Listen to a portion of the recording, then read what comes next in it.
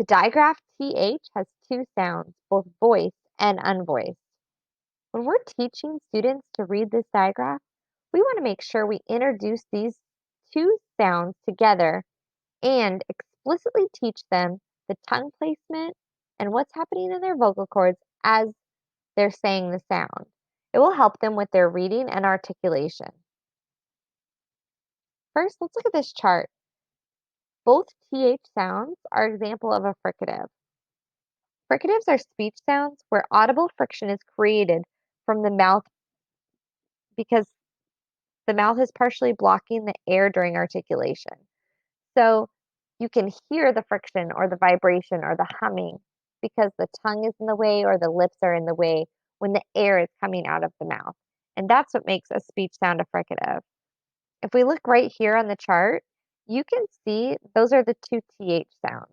The digraph TH unvoiced, as in thank you, or the voice sound, as in this. This shows the place of articulation, it says dental. Let's look and see what that means. Where is the tongue? It says the tip of the tongue protrudes out the mouth a little. If we're saying the unvoiced TH sound, put your hand on your throat and say, thank you, thank.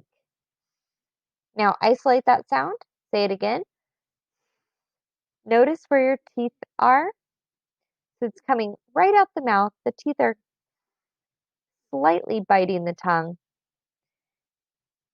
But there's not anything going on in your vocal cords. Now, let's look at the voiced sound.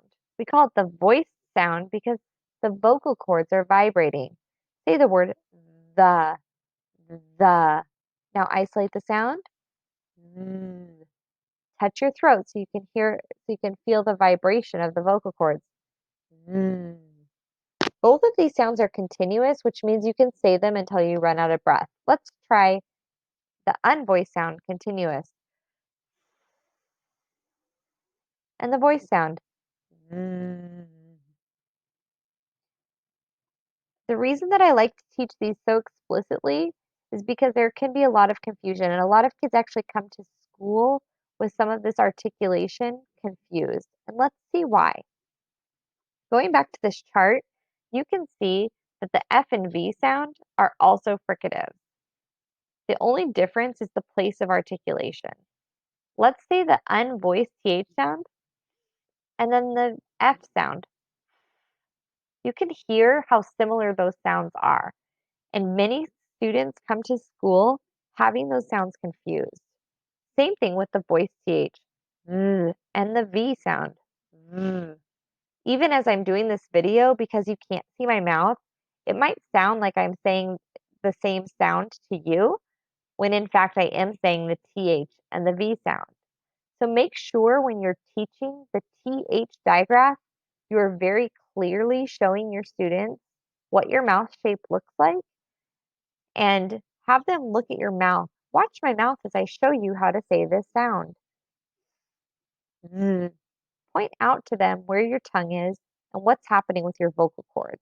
And that's what I mean when I say we want to explicitly teach this sound. If your students are still having trouble, I would work with them one-on-one or in a small group, and even a mirror can help. Watch my mouth when I say this sound. Now look in the mirror. What is your mouth doing? And again, work with them on tongue placement and vocal cords. Really quickly, I want to look at where do we find the voiced and unvoiced sounds of TH in words.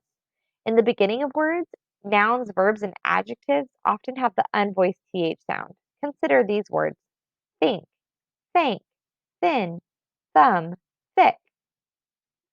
Also, ends of words always have, all words at the end have the unvoiced TH sound.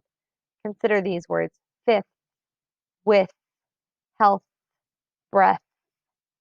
Now let's look at voiced TH. Beginning of words are function words, articles, pronouns, etc. The, these, this, that, then, they. All of those supporting words usually have the voiced TH sound.